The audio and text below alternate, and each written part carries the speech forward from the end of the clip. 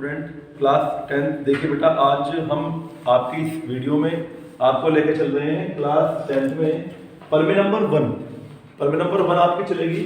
मैंने कल आपको पढ़ाया था समानुपातिकता के बारे में, और मैंने आपको समरूपता के बारे में पढ़ाया था, और आपको सर्वांग समता के बारे में बताया था। क्या होता है सर्वांग समता, क्या होता है आपका समानुपातिकता। तो देखिएगा, पर्वे नंबर 1 है। पर्वे नंबर में सारी बातों का स्पष्ट हो जाएगा क्या समरूप होता है और कौन कौन सी चीजें क्या क्या इसमें आपकी कई पर्वे हैं ऐसी।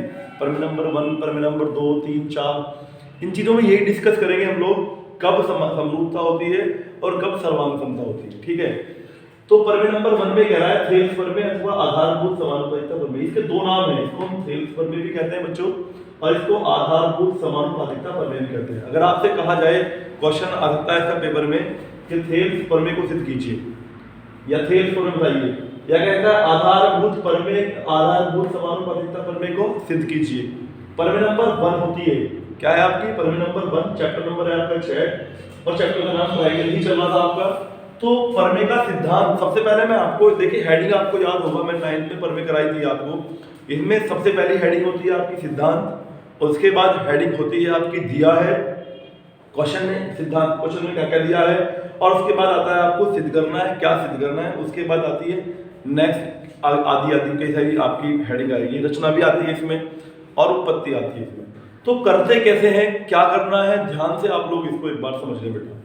सबसे पहले क्वेश्चन देगा आपको, क्वेश्चन इस प्रकार से आएगा, सिद्ध कीजिएगी। क्या है क्वेश्चन, सिद्ध कीजिएगी किसी त्रिभुज की एक भुजा के समांतर खींची गई उसकी अन्य दो भुजाओं के को जिन दो बिंदुओं पर काटती है वे बिंदु उन भुजाओं के समान अनुपात में विभाजित करते हैं।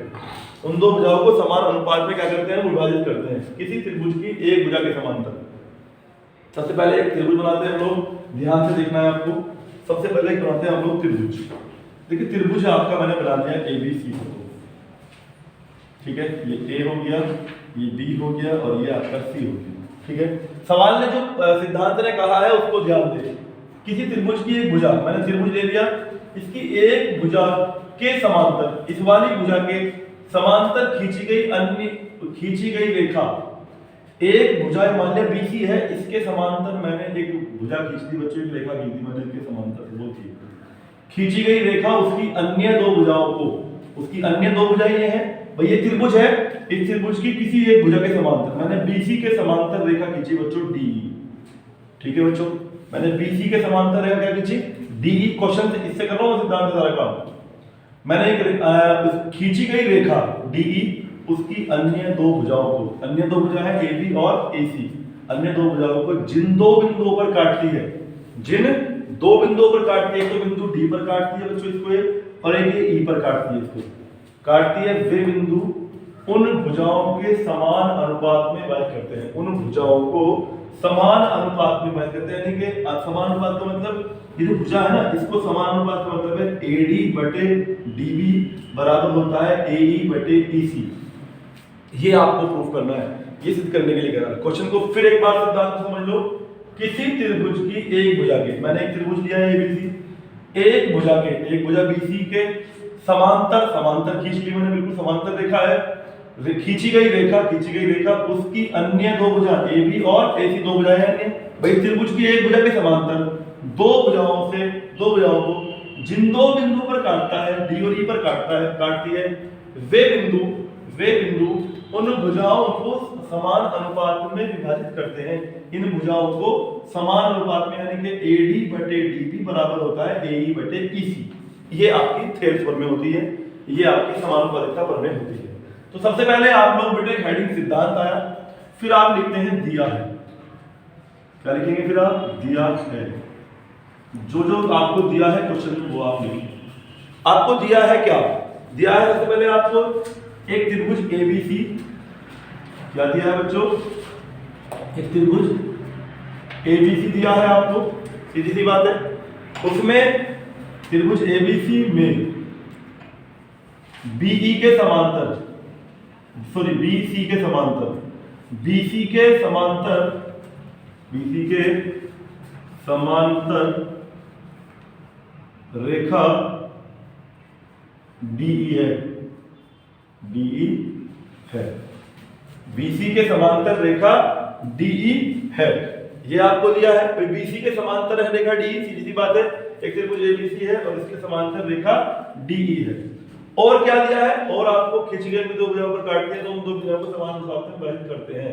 चलिए और क्या दिया है आपको, अब आते हैं आप लोग, ये तो हो गया आपका काम इतना। अब अगली बात पे आते हैं हम लोग, आपको सिद्ध क्या करना है, आपको सिद्ध करना, हेडिंग आती है सिद्ध करना है।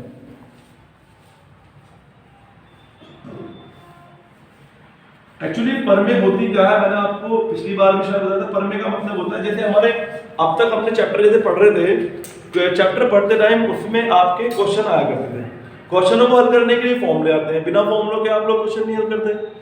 तो जो फॉर्मूले होते हैं यहाँ पर आपने जितने भी चैप्टर पढ़े हैं वो डायरेक्टली आपको मैंने फॉर्मूले नोट कराए और फॉर्मूलों का यूज करो और क्वेश्चन कर दिया।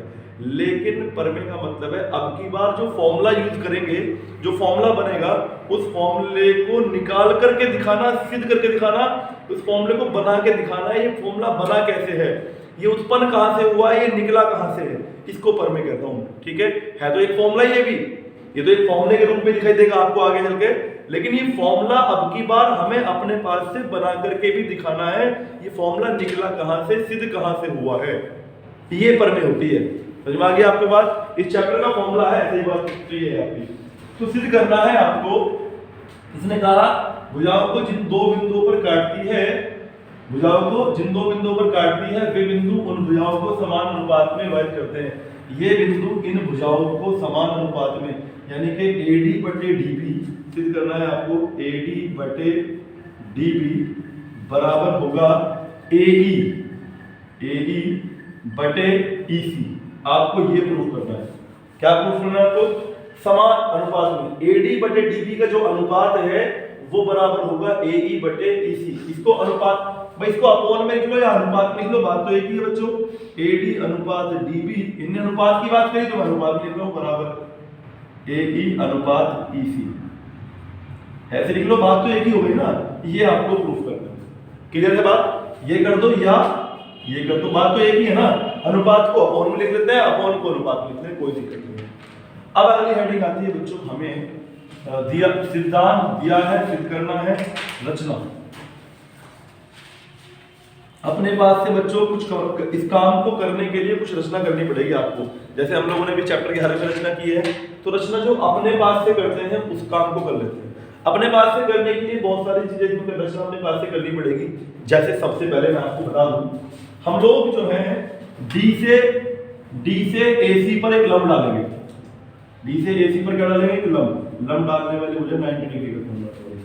तो आप देख रहे हैं यहाँ पे 90 डिग्री कोण, क्योंकि इसकी हमें आवश्यकता पड़ेगी। ऐसे हम लोग E से लंब डालेंगे, इसे डालेंगे E से, तो मैंने E से बच्चे से लंब डाल दिया। आप लोग बड़े ध्यान से केयरफुली करना, मैं पूरी वीडियो में आपको केवल एक परमे ही कराऊंगा, इसलिए ताकि आपको बिल्कुल क्लियरली ये बात समझ आ जाए। मैंने इन दो पे लंब डाल दिया, E से रेखा AD पर और D से रेखा AE पर मैंने लंब डाला। और मैं एक काम कर लेता हूँ, C से D को मिलाता हूँ बच्चों में, डॉटेड, जो रचना करते हैं वो डॉटेड होता है काम हमेशा। B से हम E को मिलाते हैं बच्चों, ठीक है बच्चों, हमने इसको मिला दिया। अब आप काम करते हैं अपना जो भी हमें करना है, ठीक है। आ जाइए आप लोग रचना पे आते हैं। रचना में जब आते हैं, रचना में हमें क्या करना है, रचना में ध्यान दें आप लोग, बहुत सिंपल सी बात है। रचना में आप लोगों ने जो किया है उसको रचना में लिखते हैं। हमने क्या किया, हमने बिंदु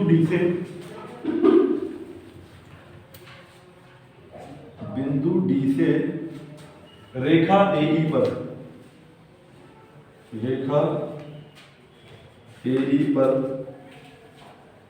लंब DE डाल, लंब D इसे डाल दो आप, ABCD, इसको F डाल दो, इसको आप G डाल दो, कोई दिक्कत नहीं, ठीक है बच्चों। हमने लंब D से रेखा AE पर लंब DF डाला, DF, और बिंदु E से रेखा AD पर, बिंदु E से रेखा AD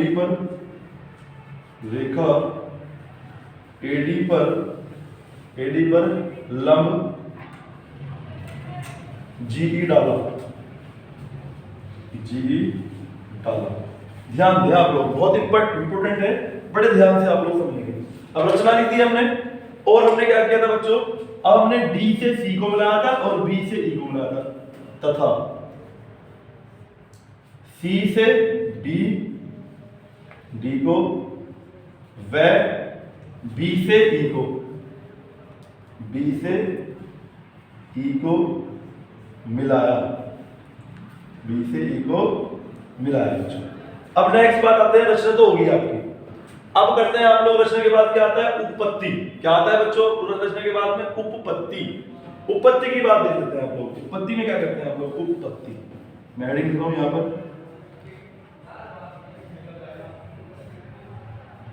उपपत्ति में आप लोग क्या करेंगे, देखिए ध्यान से। आप लोग उत्पत्ति की बात अगर मैं कर लेता हूं आपसे, उत्पत्ति का मतलब है इसमें उत्पन्न करना है, अब बनाना है, क्या बनाना है, जो भी करना है काम, जो भी सिद्ध करना है, निकालना है, हल करना है, उत्पन्न करना है, वो आपका उपपत्ति में आता है। ठीक है बच्चों, तो अब आप देखेंगे, सबसे पहली बात मैं एक बार बता दूं आपको, सबसे पहला एक फॉर्मूला है आपके लिए, मैं आपको बता दूं, जब कभी दो समांतर रेखाएं हमारे पास हो, देखिए एक चीज है 9th पेपर में है, मैंने शायद पढ़ाई होगी आपको जरूर, जब दो समांतर रेखाएं होती हैं बच्चों हमारे पास, उन समांतर रेखाओं पर कहीं भी दो ट्रायंगल अगर बन रहे हो, दो ट्रायंगल से मतलब मान लीजिए समांतर रेखा है आपकी, ये वाली ए बी और सी डी, ये समांतर रेखा है, ये इसके समांतर है। दो समांतर रेखाओं के बीच जितने भी त्रिभुज होते हैं उन सबके क्षेत्रफल हमेशा बराबर होते हैं। ये बात आप लोग नोट कर लेना ध्यान से। परमेय है, क्या परमेय है, परमेय है किन्हीं दो समांतर रेखाओं पर जितने भी कोण बने हो सबका क्षेत्रफल समान होता है, सबका क्षेत्रफल बराबर होता है। तो मैं ये दो समांतर रेखाओं की बात कर रहा हूं, मेरे पास देखो एक तो बन रहा है एडीबी, ये वाला बन रहा है एडीबी क्षेत्रफल, बनना नहीं बन रहा है एडीबी, तो इसका क्षेत्रफल एडीबी का क्षेत्रफल बराबर होगा मेरे कहीं का क्षेत्रफल के सीबीडी के क्षेत्रफल के, सीबीडी का क्षेत्रफल। एक तो ये बराबर होगा, एक मैं कह सकता हूं जो भी इनसे बन रहे हैं क्षेत्रफल, एक मैं कह सकता हूं एसीबी का क्षेत्रफल बराबर होगा सीबीडी का क्षेत्रफल। समांतर रेखाओं पर जितने एंगल बनते हैं, जितने त्रिभुज बनते हैं, सबका क्षेत्रफल हमेशा बराबर होता है। वही काम आपको अब देखना है अपने इस चित्र में। इस चित्र की अगर मैं बात करूं तो आपको मैं समझा देता हूं कुछ, देखिए ध्यान से, ध्यान पूर्वक। इसमें कहीं आपको दो समांतर रेखाएं दिखाई देती हैं, जो सवाल ने कहा है समांतर रेखा है डीई के बीसी, है कि नहीं है भाई, डीई के रेखा बीसी समांतर रेखा है कि नहीं है, सवाल ने कहा है, मैं नहीं कह रहा हूं, सवाल कह रहा है कि ये रेखा समांतर है, और मैंने इसमें यहां भी मिला रखा है और मैंने यहां इसको मिला रखा है। तो अगर आप देखें ध्यानपूर्वक, अगर आपको दिख रहा हो कुछ, तो मैं क्या कह सकता हूं, मैं कह सकता हूं बच्चों डीईसी का क्षेत्रफल, डीईसी का क्षेत्रफल, डीईसी का क्षेत्रफल जो होगा वो बराबर होगा किस क्षेत्रफल के, बीईसी के, बीईसी का क्षेत्रफल, ये बराबर होगा कैसे, जो मैंने परमेय भी आपको बताई है उस परमेय के अनुसार। ये परमेय आपकी 9th में है बच्चों, 9th में आप पढ़ के आए हो, ठीक है, आप भूल रहे हो, उसका कोई इलाज नहीं है, लेकिन मैंने आपको 9th में पढ़ाई थी। जब कोई भी दो समांतर रेखाओं पर कितने भी त्रिभुज बने हो उनके क्षेत्रफल हमेशा क्या होते हैं, बराबर होते हैं। तो मैं इस बात को यहां पे लिख लेता हूं बच्चों, उत्पत्ति में लिखता हूं। सबसे पहले हम लिखेंगे यहां पर रेखा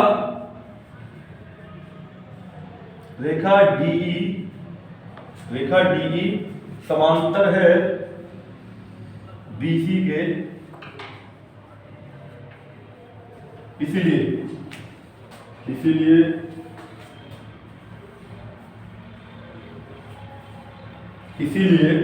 इसीलिए डीईसी का त्रिभुज डीईसी का क्षेत्रफल बराबर होगा बीईसी का क्षेत्रफल, त्रिभुज बीईसी का क्षेत्रफल, ठीक है। क्यों होगा, क्योंकि रेखा डीई समांतर है बीसी के, दो समांतर रेखाओं के त्रिभुज बने हैं इसलिए, ठीक है। कितनी बात को छोड़ दो, समीकरण नंबर डाल दो आप इसको ए। अब अगली बात पे चलते हैं बच्चों हम लोग, इतना काम तो हमने कर लिया। अब अपनी अगली बात पे चलते हैं। हम अगली बात क्या कहती है हमारा चित्र देखिए आप लोग। चित्र अगर मैं बात करूं तो आपसे, तो मैं देख रहा हूं ADEB, मुझे एक त्रिभुज दिखाई दे रहा है बच्चों, ADE। अगर मैं ADE को निकाल दूं, मैं आपको निकाल के समझा दूंगा इसमें, ADE एक्चुअली AD में ये लंब है आपको दिखाई दे रहा है 90 डिग्री में बना हुआ है। तो बच्चों अगर मैं ADE का क्षेत्रफल निकालूं त्रिभुज ADE में, त्रिभुज ADE में, त्रिभुज ADE में अगर मैं इसका क्षेत्रफल निकालूं, त्रिभुज ADE का क्षेत्रफल, त्रिभुज ADE का क्षेत्रफल की बात करो, त्रिभुज ADE का क्षेत्रफल समझ लो एक बार। ADE का क्षेत्रफल कैसे निकलेगा आप लोग? आधार तो हो गया आपका ये तो हो गया आपका आधार, और ये हो गया आपकी ऊंचाई। तो फॉर्मूला क्या होता है? 1/2 आधार गुना ऊंचाई। होता है कि नहीं होता है? इसको मैं अगर ऐसे पलट लूं, अगर मैं इसको ऐसे पलट लूं तो आपका E ऊपर पहुंच जाएगा, नहीं पहुंच जाएगा? D इधर आ जाएगा, A इधर आ जाएगा, तो ये तो आधार ही है ना आपका। और ऊंचाई क्या है आपकी? E। ये बिंदु क्या है आपका? G। ये बिंदु क्या है? G। G यहाँ पे आ गया, EG। तो आपका आधार तो हो गया AD, ऊंचाई होगी आपकी EG, तो क्षेत्रफल हो जाएगा आपका 1/2 आधार गुना ऊंचाई। फॉर्मूला होता है कि नहीं होता है बच्चों? मैं लिख देता हूं 1/2 आधार है बच्चों आपका AD, और बच्चों आपका ऊंचाई क्या हो जाएगा? EG या GE, बात एक ही है, EG। इतनी बात समझ में आ गई आपके? इतना क्लियर है आपको? बेटा एक एक स्टेप को आप लोग बड़े ध्यान से समझते जाओ, कोई दिक्कत नहीं है, बहुत आसान चीज है, ठीक है? इतना आपको समझ में आ गया होगा, मैं उम्मीद करता हूं आपसे। अब मैं अगली बात करता हूं। अब मैं बच्चों देखता हूं इसी आधार पर, जो ये आधार है आपका, अगर मैं बात करूं कौन से की, मैं बात कर लेता हूं त्रिभुज BD और आपका BDE की। इसकी बात कर लेता हूं मैं BDE की। तो त्रिभुज BD है, आप देखिए BD, मैं बात कर रहा हूं BDE की। किसकी बात कर रहा हूं? BDE या BDC बात कर लो, बात एक ही बात है। देखिए आप लोग, अब मैं अगर बात करूं, अगर आपसे देखा जाए तो मैं बता रहा हूं आपको, मैं बात कर लेता हूं यहां पर, ये है आपका BDE। क्या है? BDE, इस वाले त्रिभुज की बात कर लेता हूं। चलिए BDE की बात कर लेता हूं मैं। अरे एक मिनट जरा, इसमें कहीं कंफ्यूजन कुछ छूट तो नहीं गया हमारा? एक बार चेक कर लेते हैं। तो देखिए बच्चों, इसमें मैं अभी आपको बता रहा था, यहाँ पे कंफ्यूजन हो जाएगा, थोड़ा दिक्कत होगी। BDE का ये हमने क्या किया, देखिए आप लोग, यहाँ पे मैंने आपको सबसे पहले स्टेप में बताया, प्रमेय नंबर 1 में मैंने आपको बताया था BD, ये है आपका DE समांतरता BC के, DE समांतरता BC के, DE है और ये आपका है BC। तो जब मैं ये बताता आपको कितने भी त्रिभुज बने हो, सबका क्षेत्रफल हमेशा कैसा होता है बच्चों? बराबर होता है। मैंने वहां पर क्षेत्रफल पहले ले लिया था इस वाले का, DEC का, फिर लिया हमने BEC का। लेकिन आपको, आप ये भी तो देख सकते हो, यहाँ पे एक त्रिभुज बना हुआ है, BDE भी तो बना हुआ है ना, BDE देखो बनाया नहीं बनाया BDE। तो इसका क्षेत्रफल बराबर होगा इसके क्षेत्रफल के, क्योंकि इसी समांतर पे, दोनों इसी रेखा पे डिपेंड है। ये वाला भी इस पे डिपेंड है और ये वाला भी आपका इसी रेखा पे टिका हुआ है। इस पे DE पे ये भी टिका हुआ है और ये भी टिका हुआ है DE पे, दोनों ये क्षेत्रफल हमेशा बराबर होंगे। तो मैंने क्या करा बच्चों? BDE का क्षेत्रफल बराबर है CDE का क्षेत्रफल। क्लियर है आपकी बात? ये कंफर्म हो गया होगा आपको। देखिए एक ही आधार पर बने क्षेत्रफल है, एक ही आधार पर दो रेखाएं अगर समांतर हो, एक ही आधार पर बने क्षेत्रफल, बने त्रिभुजों के क्षेत्रफल हमेशा बराबर होते हैं। प्रमेय नंबर मैंने पढ़ाया था, बताया था अभी मैं 9th में पढ़ गए हो। तो मैंने कह रहा हूं BDE का क्षेत्रफल बराबर होगा CDE का क्षेत्रफल। ये क्षेत्रफल, ये वाला क्षेत्रफल है, ये वाला इस त्रिभुज का, इसके बराबर होगा इस वाले। ठीक है बच्चों, तो मैंने ये लिखा है। अब त्रिभुज ADE की बात कर रहे थे हम लोग, ADE की। ADE में मैंने करा ADE, तो मैंने अभी आपको बताया था चित्र बना करके, वो चित्र हमने साफ कर दिया। मैंने उसमें भी आपको बताया था आधार गुना ऊंचाई लगा दिया मैंने। 1/2 आधार क्या हो जाएगा इसका? AD, और ऊंचाई क्या हो जाएगा? EG। इतनी आगे बात समझ में आपके? अब चलते हैं हम अगली बात पर। अगली बात जो है आपकी, अगली बात पे आता है त्रिभुज। अब किसका क्षेत्रफल निकालूंगा? अब निकालूंगा मैं BDE का क्षेत्रफल। त्रिभुज BDE में, BDE में, अब BDE की बात कर रहे हैं बच्चों, BDE में, तो BDE का क्षेत्रफल निकालना चाहूं अगर मैं, त्रिभुज BDE का क्षेत्रफल, ए का क्षेत्रफल बराबर हो जाएगा, ये भी 1/2। मैं इसको अलग निकाल कर दिखा रहा हूं बच्चों। मैंने ये त्रिभुज अलग निकाल लिया आपके सामने, देखो ये है आपका D, ये है आपका B और ये है आपका E। मैंने इसको अलग निकाल लिया। तो तब अब आप देख रहे, आपको दिख रहा होगा सभी को, ना तो ये इसकी ऊंचाई है, ये आधार है, तो मान सकता हूं, ये तो हो गया आधार, ये उसकी ऊंचाई है। ये जब ऐसे त्रिभुज का क्षेत्रफल निकालते हो हम लोग, कैसे त्रिभुज का क्षेत्रफल, ऐसे त्रिभुज का अगर हम कहीं क्षेत्रफल निकाल रहे हो जिसमें हमारे पास कहीं भी क्या ना हो, ये E ऊपर कर दिया, मैंने इसे पलट दिया, मैंने इसको पलट दिया, B रखा, D रखा, तो ये आधार हो गया आपका। अब इसमें एक्चुअली ऊंचाई नहीं है बच्चों, मैंने इस त्रिभुज को खड़ा कर लिया, खड़ा करके ये बन गया आपका। तो मुझे दिख रहा है मुझे इसका क्षेत्रफल निकालना है। एक्चुअली मेरे पास क्षेत्रफल का फॉर्मूला होता है 1/2 आधार गुना ऊंचाई। तो आधार तो है, लेकिन ऊंचाई मेरे पास सीधी ऊंचाई इसमें कहीं भी मुझे नहीं दिखाई दे रही, मुझे इसमें कहीं भी सीधी ऊंचाई बच्चों दिखाई नहीं दे रही। तो अब आप लोग देखेंगे इसकी ऊंचाई को मैं ऐसे निकाल सकता हूँ, मैं इसको डॉटेड ऐसे मिला करके इसे यहाँ खड़ा कर दूँ पूरा, ये उसकी ऊंचाई होती है बच्चों। तो यहाँ से लेकर के देख रहे हो आप लोग, ये ऊंचाई हो जाएगी सीधी, तो ये ऊंचाई मेरे पास एक्चुअली इसमें कहीं है नहीं, ये ऊंचाई होती है सीधी। तो इस ऊंचाई को निकालने के लिए अब आप देखें तो ये इस वाली रेखा पे जो सीधी ऊंचाई है वो है आपकी EG। इस वाली रेखा पर जो सीधी ऊंचाई क्या है आपकी EG है, और आधार क्या हो जाएगा आपका BD हो जाएगा। क्या हो जाएगा आधार आपका BD, और ऊंचाई क्या हो जाएगी आपकी EG, GE या EG।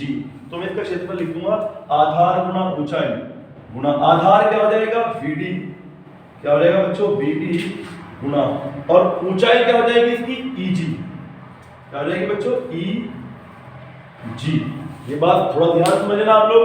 मैंने निकाला है BDE का क्षेत्रफल, तो BDE का क्षेत्रफल निकालने के लिए 1/2 आधार तो हो गया आपका BD, और इसमें ऊंचाई कोई सी भी ना तो DE ऊंचाई है ना EB ऊंचाई है, तो मैंने एक ऊंचाई इसमें खींच रखी, लंब रखा है। तो लंब, ये तो लंब है नहीं है, मैंने बताया आपको लंब है, तो लंबी ऊंचाई होती है आपकी, तो लंब हो गया आपका EG।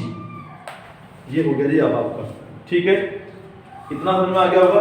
पूरी बात लिखते हैं, त्रिभुज ADE का क्षेत्रफल है आपका, ये ADE का क्षेत्रफल ये आ गया और ये आ गया। अब मैं क्या करता हूँ बच्चों, ध्यान से देखें आप लोग, मैं इसको समीकरण नंबर 1 था, इसको 2 डाल दिया मैंने आपको, और इसको डाल दिया बच्चों मैंने 3। अब आप देखेंगे मैं 2 से 3 को, 3 से 2 को भाग करूंगा, समीकरण 2/3, समीकरण 2/3,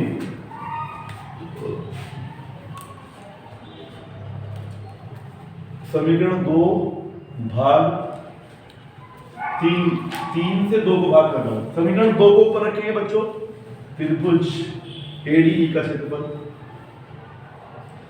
ADE का क्षेत्रफल भाग, ये नीचे रहेगा त्रिभुज BDE का क्षेत्रफल, BDE का क्षेत्रफल बराबर ये रहेगा 1/2 AD गुना EG, 1/2 AD गुना EG, और ये नीचे रहेगा आपका 1/2 BD गुना EG। अब मैं इसमें देख रहा हूं आपको कट रहा है, पीछे 1/2 से 1/2 कट गया, EG से EG कट गया, ये हो गया AD/BD,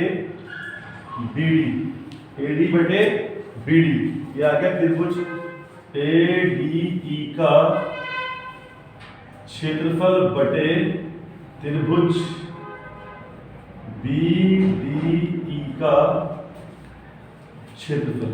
इस समीकरण नंबर डाल दो आप इसको 4।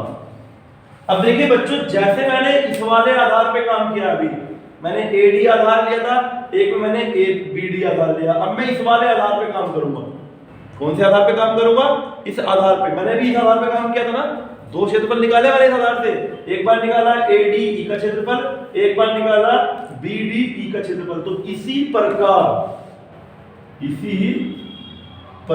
देखिए, अभी आपका आंसर बहुत दूर है, क्योंकि आंसर आपको लाना तो ये है बेटे, आपको आंसर ये लाना है, ये ध्यान रखना आप लोग। अभी तो बहुत दूर है आंसर आपका, देखते रहिए। अब जैसे मैंने यहाँ काम किया, इसी प्रकार मैं इधर वाले बेस पे काम करूंगा, इधर वाले आधार पे काम करूंगा। फिर क्या निकालूंगा, मैंने पहले इसमें से निकाला था ADE का क्षेत्रफल, तो इधर अगर देखा जाए तो यहाँ भी एक त्रिभुज बन रहा है ADE का क्षेत्रफल, त्रिभुज ADE का क्षेत्रफल बराबर हो जाएगा आधा 1/2 आधार गुना ऊंचाई। तो इस बार देखें आधार क्या है, इस बार आधार हो जाएगा AE, क्योंकि मैं इधर से निकाल रहा हूं, इसका ऐसे निकाल रहा हूं इसके क्षेत्रफल में, तो AE तो आधार हो गया, ऊंचाई क्या होगी मेरे पास में DF। ध्यान से देख रहे हो आप लोग, मैं यहां खड़ा हूं, यहां पे खड़ा होकर ऐसे त्रिभुज को देख रहा हूं, तो आधार तो हो जाएगा AE और ऊंचाई क्या हो जाएगी DF, हो जाएगी ना जाएगी। तो AE क्या हो जाएगा, आधार AE गुना DF, ठीक है बच्चों, इसको डाल दिया मैंने समीकरण नंबर 5। ठीक है, अब मैं बात करता हूं इस वाले जैसे मैंने यहाँ इस वाले ट्रायंगल की बात की थी DBE की, तो अब मैं बात करता हूं CED की या CED की या CDE की, एक ही बात है CDE की। तो त्रिभुज CDE का क्षेत्रफल, पहले मैंने इधर निकाला था ADE का, फिर निकाला था BDE का, तो ऐसे निकाला ADE का निकाल दिया इस वाले से, अब निकाल रहा हूं मैं CDE का। तो CDE का जब आप निकालेंगे तो आधार तो क्या हो जाएगा CE, क्या हो जाएगा आधार CE, क्या हो जाएगा आधार CE, और भैया इसका लंब क्या हो जाएगा, लंब तो वही रखा ना आपका DF, क्या रखा लंब है आपका DF। समीकरण नंबर होगी आपकी 6। अब 5 को 6 से भाग कर दो, समीकरण आपकी 5/6। तो त्रिभुज ADE का क्षेत्रफल, ADE का क्षेत्रफल 1/2 AE गुना DF बटे, ऐसे ही यहाँ पर बटे नीचे रखूंगा, त्रिभुज CDE का क्षेत्रफल, CDE का क्षेत्रफल बराबर यहाँ रहेगा आपका 1/2 CE गुना DF। मैंने इसी बात कहा है, तो DF से DF कैंसिल आउट हो गया, 1/2 से 1/2 कैंसिल हो गया, त्रिभुज आ गया आपका ADE का क्षेत्रफल बटे त्रिभुज CDE का क्षेत्रफल बराबर क्या बच रहा है इधर AE बटे CE, ये बच रहा है आपका। इसको डाल दिया समीकरण नंबर मैंने 7। अब देखेंगे आप लोग, आपको एक बात दिखाई दे रही होगी, समीकरण 6 देखो आप लोग, 4 देखो और समीकरण नंबर 7 देखो, AD बटे BD, AE बटे CE, AD बटे BD, AD बटे BD, AD की बात तो एक ही है, AE बटे EC आ गया आपका, वही आ गया। लेकिन कैसे आएगा, अभी आप देखो यहाँ है ADE का क्षेत्रफल, BDE का क्षेत्रफल, ADE का क्षेत्रफल, CDE का क्षेत्रफल। अब आप देखिएगा थोड़ा सा आगे, अभी 2 लाइन्स की और है, मैं इसको साफ कर लेता हूँ बेटा यहाँ से, ठीक है, ये मैं यहाँ से साफ कर लेता हूँ, कोई दिक्कत नहीं। ये तो आपने कॉपी कर लिया होगा, कोई दिक्कत नहीं है। अब मैं इसको यहाँ शो करा देता हूँ, ध्यान से अब आप देखते जाइए। अब आपको करना क्या है, ध्यान से देखिए, समीकरण नंबर, अब आप कहते हैं समीकरण नंबर 4 से, समीकरण नंबर